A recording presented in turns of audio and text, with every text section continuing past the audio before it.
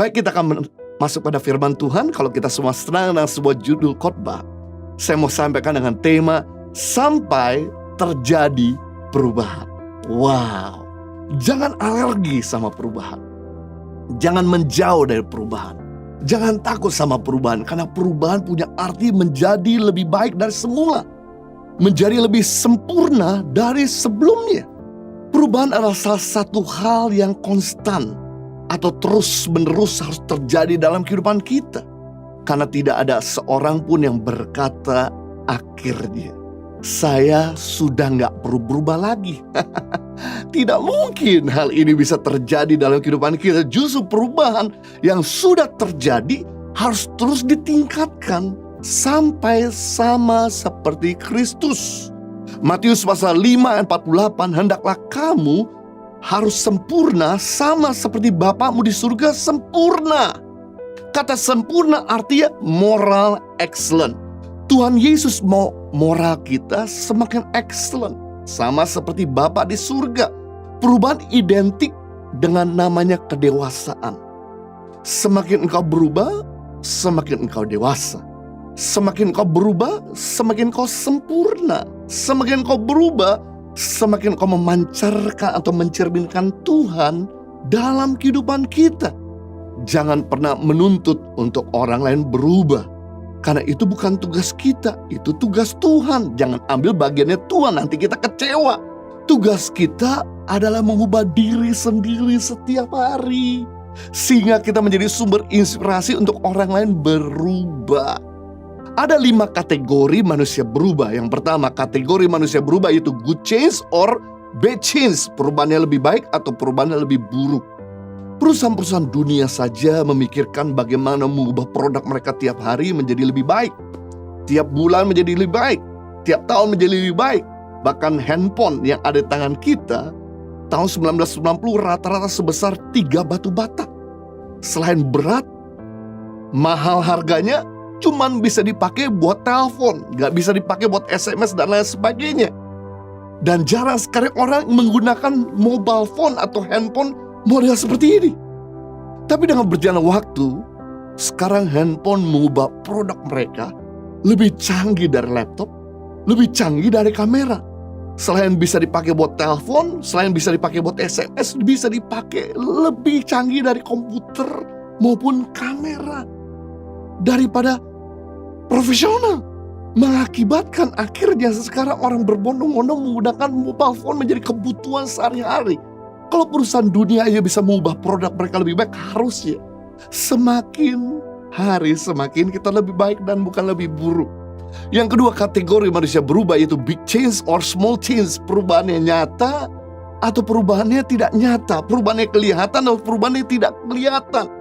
Perusahaan-perusahaan mobil, baik perusahaan mobil di Jepang, Korea, China, Amerika, bahkan juga di Eropa, mereka mengubah produk mereka tiap tahun secara kecil-kecilan. Tapi 5 tahun sekali mereka rubah secara besar-besaran. Mereka bukan cuma rubah lampunya, bukan cuma rubah spoilernya, bempernya, pelek, tapi mereka rubah inside out.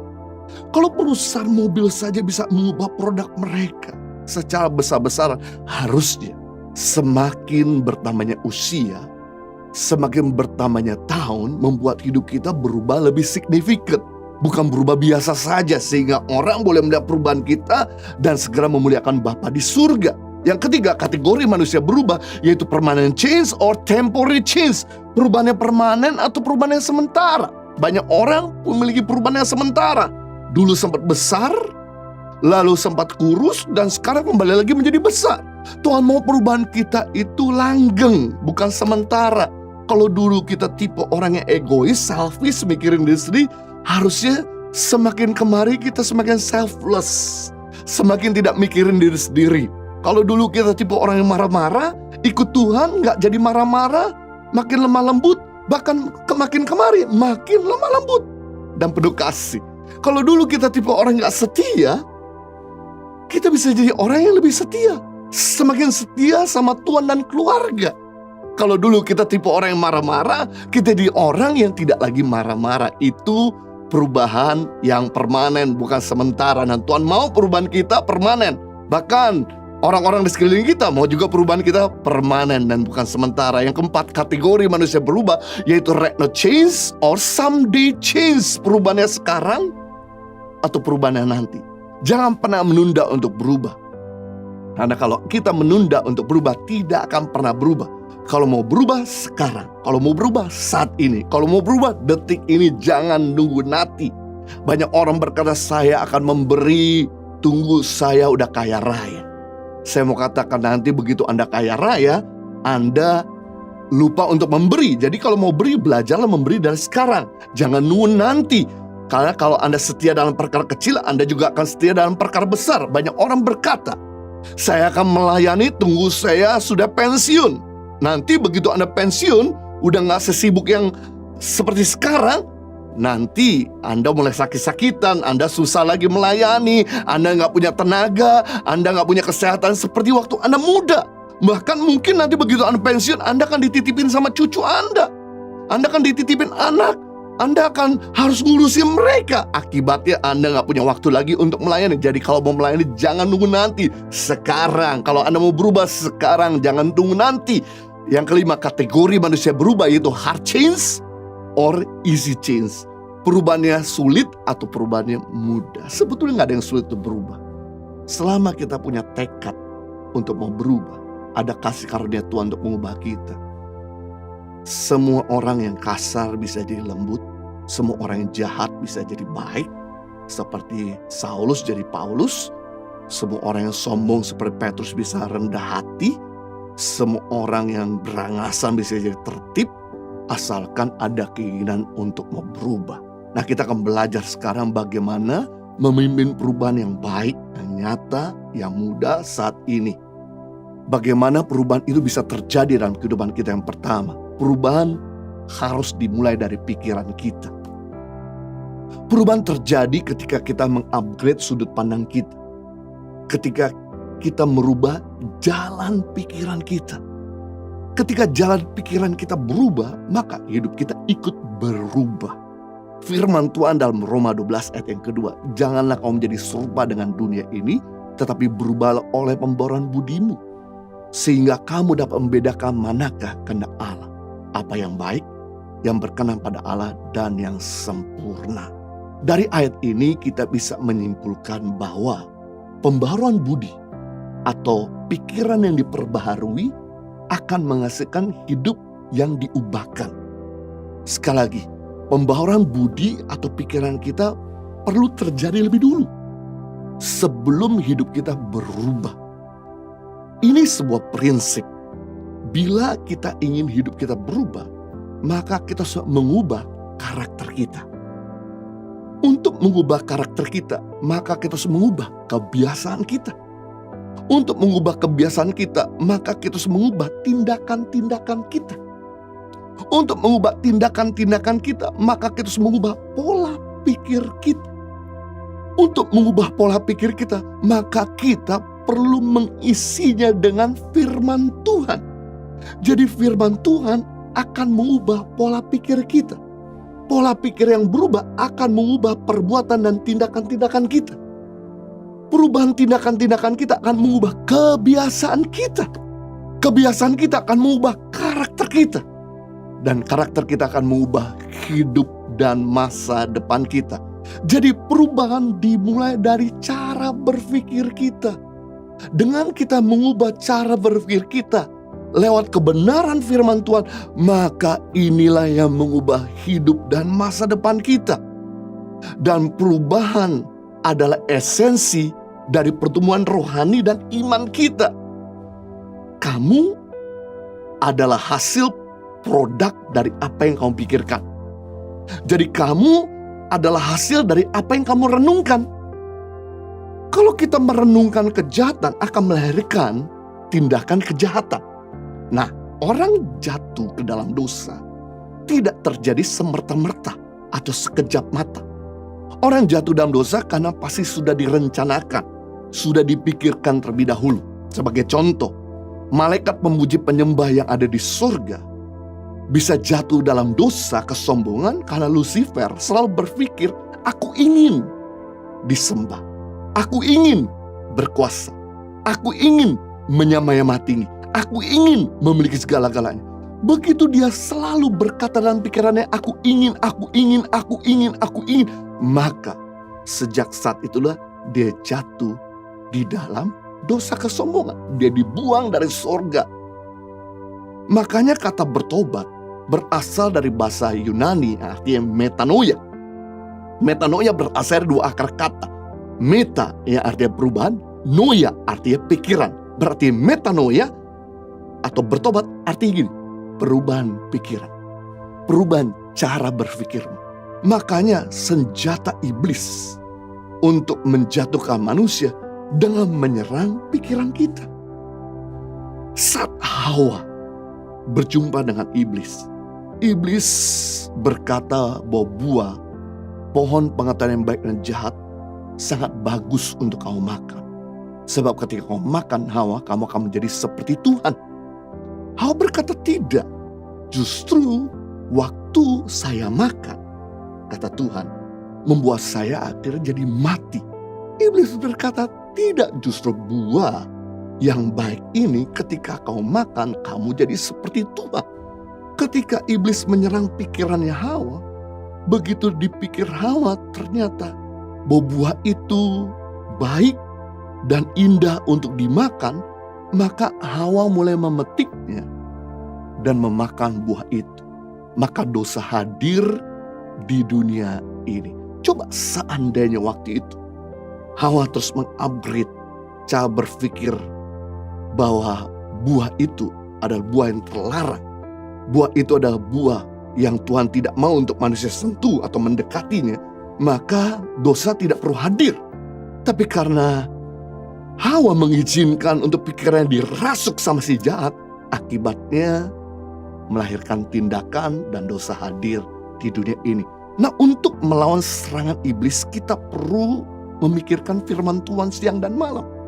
Merenung firman Tuhan siang dan malam. Yosua pasal 1 ayat 8. Janganlah kau lupa memperkatakan kitab Taurat ini, tetapi renungkanlah. Kata renungkan, pikirkanlah itu siang dan malam, supaya engkau bertindak hati-hati sesuai dengan segala tertulis di dalamnya. Sebab dengan demikian perjalananmu akan berhasil dan engkau akan beruntung. Banyak orang mau berhasil dan beruntung, tapi tidak mau bayar harga memikirkan atau merenungkan firman Tuhan. Padahal kunci kemenangan kehidupan kita ketika kita rajin merenungkan. Akibat kita rajin merenungkan, mulai keluar perkataan firman Tuhan dan tindakan-tindakan firman Tuhan.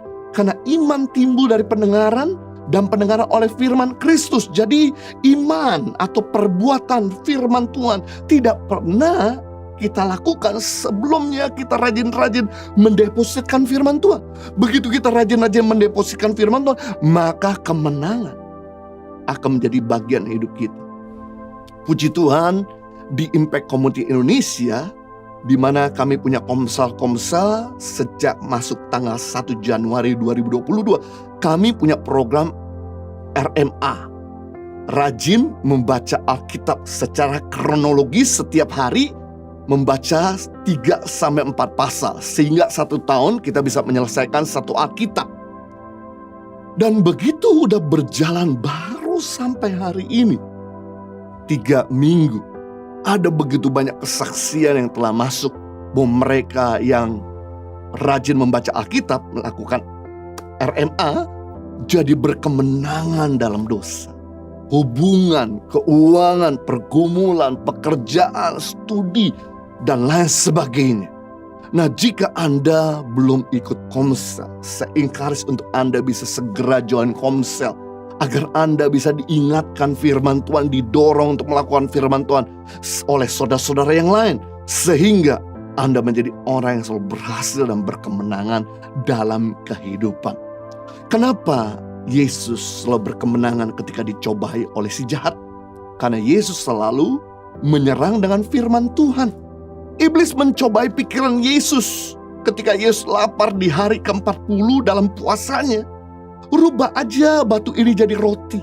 Yesus sanggup untuk mengubah batu ini jadi roti. Tapi kalau Yesus mendengarkan perkataan iblis, berarti Yesus lebih patuh kepada iblis daripada berpatuh pada Allah. Itu sebab Yesus serang dengan firman Tuhan bahwa ada tertulis, manusia tidak hidup oleh roti saja, melainkan dari setiap firman yang keluar dari mulut Allah. Iblis tersentak. Lalu kemudian iblis mengajak pergi ke atas bait Allah. Dan kemudian iblis berkata, jatuhkan dirimu dari atas bait Allah ini, maka ada malaikat yang akan menopangmu. Malaikat diciptakan sebagai pelayan Tuhan dan pelayan manusia. Jadi kalau Yesus perintahkan malaikat, pasti malaikat akan menopang Yesus. Tapi kalau Yesus menjatuhkan diri, berarti dia lebih dengarkan perkataan iblis daripada perkataan Bapa di surga. Itu sebab Yesus berkata, ada tertulis, jangan cobai Tuhan Allahmu. Iblis kaget, kemudian tersentak, dan kemudian dia mengajak pergi ke tempat yang tinggi dan memperlihatkan dunia ini. Dan kemudian iblis berkata, kalau engkau sujud menyembah kepadaku, aku akan memberikan kerajaan dan dunia ini kepadamu. Yesus menyerang kembali dengan firman Tuhan, ada tertulis, hanya kepada Tuhan Allahmu saja engkau berbakti dan menyembah. Iblis kaget dan kemudian dia pergi lari dari hadapan Yesus. Kita bisa melihat di sini bahwa Yesus menyerang serangan dari iblis dengan firman Tuhan. 3 kali iblis menyerang pikiran Yesus, 3 kali Yesus menyerang dengan firman Tuhan, sehingga iblis dikalahkan. Senjata pamungkasnya iblis yaitu menjatuhkan kita dengan cara menyerang pikiran kita, agar mentoleransikan semua dosa, semua cara-cara yang tidak betul, semua cara-cara yang ilegal. Itu sebabnya mari rubah pikiran negatif kita menjadi pikiran yang positif. Mungkin Anda punya mental block yang membuat Anda sulit untuk mengambil keputusan, sulit untuk melangkah, sulit untuk berkembang. Karena Anda merasa kurang pengalaman, kurang kemampuan, kurang ini dan kurang itu. Saya mau beritahu bahwa tidak ada yang sempurna dalam kehidupan kita. Kalau kita nggak mau melangkah, maka Anda tidak akan pernah bisa maju. Justru ketika Anda bisa mematahkan mental block Anda dengan firman Tuhan, maka Anda bisa lebih berkembang. Tuhan menghendaki kita berkembang, dinamis, bukan statis. Teman-teman saya yang kehidupan rohani bertahun-tahun biasa-biasa saja, tapi begitu mereka melangkah untuk menjadi pemimpin komsel, pemimpin cell group, dan ketika mereka ambil step of faith, langkah iman, mereka jadi jauh lebih dewasa secara spiritual maupun secara karakter. Dan mereka berkata, untung saya ambil tawaran ini, membuat saya lebih berkembang. Saya mengajak kita semua untuk belajar memperkatakan perkataan positif. Nah, saya mengajak kita untuk memperkatakan perkataan positif ini bersama-sama agar masuk di alam bawah sadar kita, sehingga kita bisa mengalahkan mental block kita. Mari sama-sama kita ucapkan dengan mulut kita. Katakan, saya sehat, saya dilindungi, saya kuat, saya bahagia, saya ditebus, saya sudah diampuni, saya bertalenta, saya kreatif, saya berkelimpahan, saya percaya diri, saya merasa aman, saya disiplin, saya fokus, saya berkualitas, saya termotivasi, saya berharga, saya bebas, saya bertekad, saya diberdaya, saya diurapi, saya diterima dan diakui, saya di atas rata-rata. Doa saya didengar Tuhan, saya terima yang terbaik, saya diberkati untuk jadi berkat, saya adalah anak Allah yang maha tinggi, saya akan menjadi sebagaimana saya diciptakan di dalam nama Tuhan Yesus. Amin. Saya percaya ketika Anda mengatakan perkataan yang positif, maka ini menghancurkan mental block negatif saudara, sehingga Anda bisa punya pikiran yang positif. Mari rubah pikiran negatif Anda sama orang lain dengan menjadi pikiran yang positif. Memiliki pikiran positif supaya kita jangan lagi punya pikiran negatif sama orang. Orang yang bahagia adalah orang yang bisa menerima kekurangan orang lain. Orang yang tidak bahagia adalah orang yang tidak bisa menerima kekurangan orang lain. Memang orang di sebelah Anda punya banyak kekurangan, tetapi mereka punya kelebihan yang bisa mengcover kekurangan kita. Memang Anda punya banyak kelebihan, tapi Anda punya kekurangan yang seringkali juga jadi batu sandungan bagi orang lain. Kalau kita melihat kekurangan orang lain terus, kita akan jadi kecewa. Malah membuat kita jadi gak bisa bertumbuh. Tidak akan pernah ada habisnya kalau kita lihat kekurangan orang. Orang yang bijak adalah orang yang bisa merangkul perbedaan. Orang yang dewasa adalah orang yang bisa merangkul kekurangan orang, yang mengerti kekurangan yang lain. Jadi perubahan bisa terjadi dimulai dari merubah cara berpikir kita sendiri. Yang kedua, bagaimana perubahan bisa terjadi? Memulai tekad atau mempunyai tekad untuk meninggalkan cara hidup yang sia-sia. Untuk perubahan itu bisa terjadi, menuntut suatu tekad, meninggalkan cara hidup yang lama. Matius pasal 9 ayat 17. Firman Tuhan berkata, begitu pula anggur yang baru tidak disimpan dalam kantong kulit yang tua. Karena jika demikian kantong kulit itu akan koyak sehingga anggur itu terbuang dan kantong itu pun hancur. Tetapi anggur yang baru harus disimpan orang dalam kantong yang baru pula. Dengan demikian terpelihara kedua-duanya. Wow. Pada zaman Yesus, orang-orang menyimpan anggur yang baru pada kantong kulit yang baru supaya kedua-duanya aman. Sebab kalau anggur yang baru disimpan dalam kantong kulit yang lama akibat fermentasi, maka kantong itu akan robek atau koyak sehingga kantongnya rusak dan anggurnya terbuang. Jadi anggur yang baru harus disimpan dalam kantong kulit yang baru juga supaya keduanya aman. Artinya apa? Tahun yang baru harus masuk dengan cara hidup yang baru juga. Sebab kalau kita masuk tahun yang baru dengan cara hidup yang ilegal, maka keuangan, usaha, karir, rumah tangga, pelayanan kita akan koyak. Pandemik sedang membersihkan semua cara-cara kotor manusia, sehingga mereka bisa kembali menggunakan cara-cara yang benar. Memang pada waktu dibersihkan, pasti ada yang hilang, ada yang berkurang. Entah itu kerjaan, usaha, keuntungan, posisi, dan lain sebagainya. Tapi jangan sedih. Tuhan mau kita memulai dengan cara hidup yang legal, yang benar.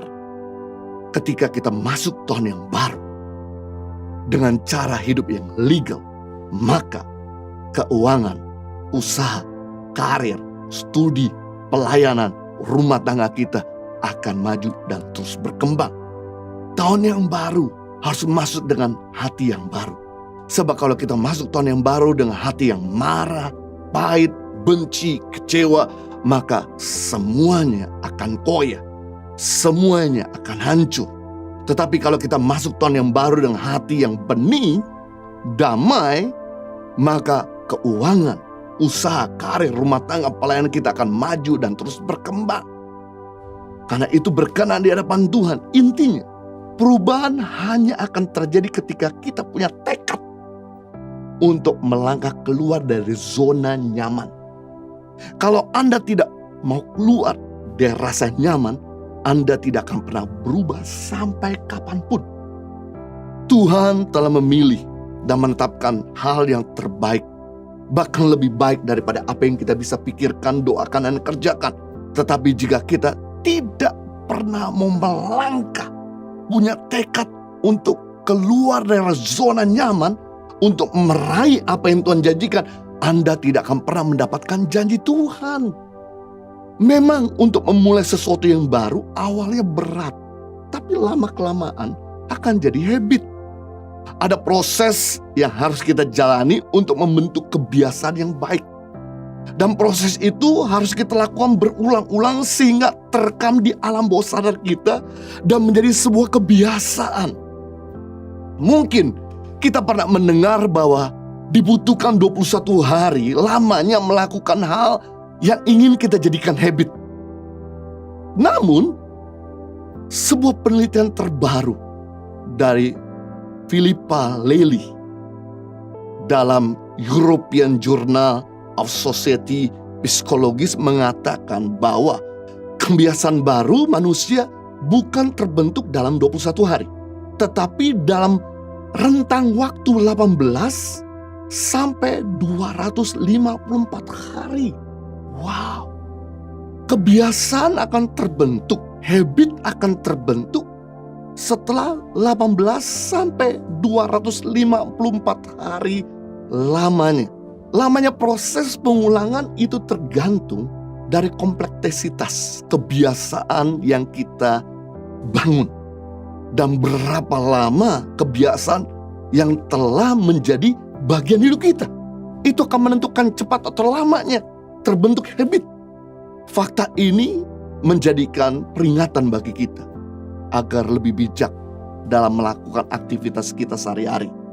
Bila tanpa sadar ada kebiasaan buruk berulang-ulang yang kita lakukan tiap hari, maka bisa menjadi habit yang membentuk sehingga kita sulit untuk keluar dari habit yang buruk. Makanya penting di sini untuk kita memulai kebiasaan yang baik dengan meninggalkan cara hidup yang lama, menanggalkan dosa, makan berlebihan, malas berolahraga, rajin membaca Alkitab. Maka hal ini akan mengeliminasi kebiasaan buruk dan meningkatkan kebiasaan yang baik.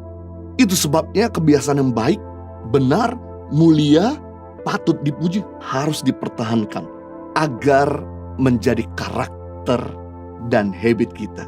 Jadi perubahan bisa terjadi ketika kita mulai punya tekad untuk meninggalkan cara hidup yang sia-sia. Yang ketiga, bagaimana perubahan bisa terjadi? Perubahan hidup dapat terjadi jika kita menjadikan Yesus penguasa dalam hidup kita.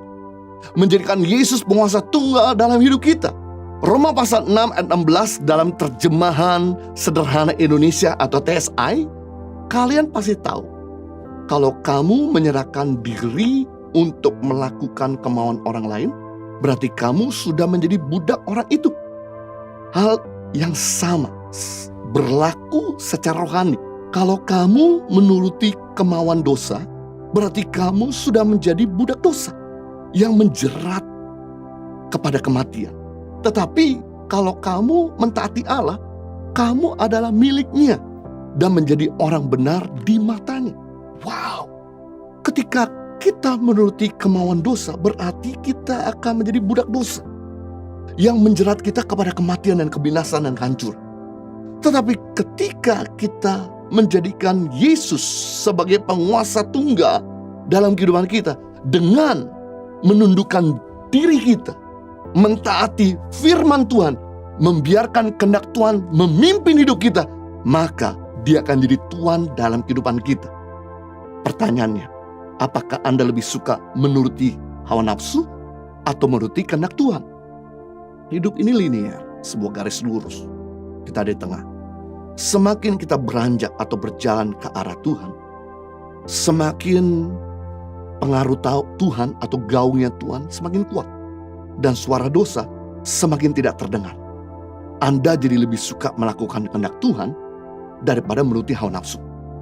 Sebaliknya, jika Anda semakin menjauh dari Tuhan atau semakin berjalan ke arah dosa, semakin suara dosa pengaruhnya kuat dan suara Tuhan semakin tidak terdengar, mengakibatkan Anda lebih suka menuruti hawa nafsu daripada menuruti kehendak Allah. Ada sebuah ilustrasi bagaimana cara anjing kecil bisa mengalahkan anjing besar. Simple dan sederhana. Jangan kasih makan anjing besar, kasih makan terus anjing kecil. Maka anjing besar mulai lemah, anjing kecil akan mengalahkan anjing besar. Nah, kenapa kita susah berubah? Pikiran kita selalu negatif, hati kita kesal terus, perkataan kita susah dikendalikan, perbuatan kita menuruti hawa nafsu. Karena roh kita gak pernah dikasih makan. Daging kita yang selalu dikasih makan. Makanya akhirnya kita lebih condong menuruti hawa nafsu daripada menuruti kehendak Allah. Saat Anda dekat dengan Tuhan, saat Anda dekat dengan firman Tuhan, maka Anda akan mirip dengan Tuhan. Kalau Anda dekat sama orang timur, maka perkataan dan perbuatan Anda akan mirip dengan orang timur. Waktu Anda dekat sama orang barat, maka perkataan perbuatan Anda mirip dengan orang barat. Waktu Anda dekat sama Tuhan dan firman Tuhan, maka perkataan perbuatan Anda mirip dengan Tuhan. Ketika kita menjadikan Yesus idola dalam kehidupan kita, maka kita akan menjadi seperti dia. Karena barang siapa mengidolakan sesuatu, dia akan menjadi sesuatu yang dia idolakan.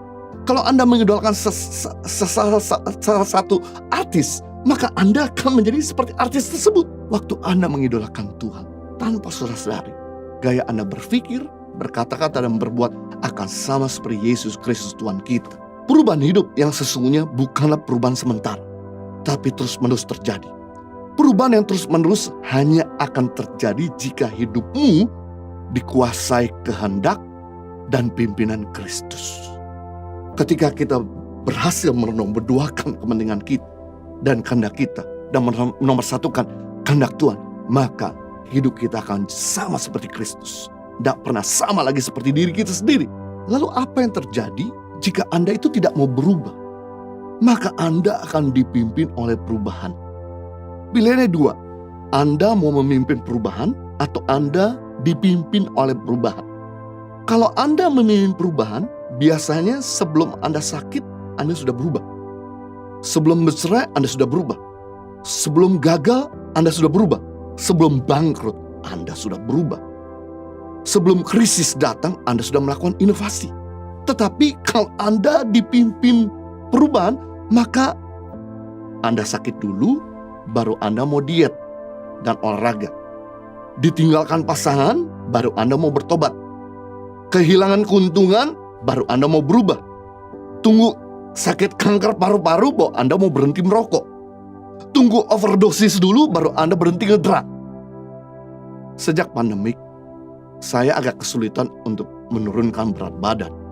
Sampai naik 6 kilo, karena banyak kerja duduk. Orang melakukan aktivitas gerakan. Tapi 2 minggu yang lalu saya kena sakit diare parah. Sampai 3 hari berturut-turut, sehari saya bisa puluhan kali ke belakang. Mengakibatkan saya menderita sekali. Membuat saya lemes dan kemudian menggigil. Saya tes, ternyata saya nggak kena COVID, tapi kena diare. Dan berat badan saya turun 4 kilo. Setelah itu saya baru belajar untuk bisa diet, mengurangi makan, karena saya tahu rasanya sakit itu nggak enak. Banyak orang susah berubah, tunggu berubah ketika datang krisis. Nah, barulah mereka menyesal, barulah mereka bertobat. Saya mau katakan, mencegah jauh lebih murah, jauh lebih enak, jauh lebih ringan daripada mengobati. Jadi lakukanlah perubahan sebelum datang penyesalan atau kerugian yang besar dalam hidup saudara. Selalu ada anugerah Tuhan. Ketika kita jadikan dia penguasa tunggal dalam kehidupan kita, maka kita akan berubah lebih baik, lebih nyata, dan permanen. Jadi kita belajar hari ini bagaimana perubahan itu bisa terjadi. Yang pertama, perubahan dimulai dari pikiran kita yang diubahkan. Yang kedua, mempunyai tekad untuk meninggalkan cara hidup yang sia-sia. Yang ketiga, perubahan hidup dapat terjadi ketika kita menjadikan Yesus penguasa tunggal dalam kehidupan kita. Saya percaya Anda akan terus berubah menjadi sama seperti Kristus dan dewasa, dan hidup Anda memancarkan kemuliaan Tuhan. Mari kita berdoa. Bapa di surga, terima kasih untuk firman-Mu yang telah menginspirasi dan memberkati kami, sehingga kami belajar hari ini bagaimana untuk kami memimpin perubahan, bukan dipimpin oleh perubahan.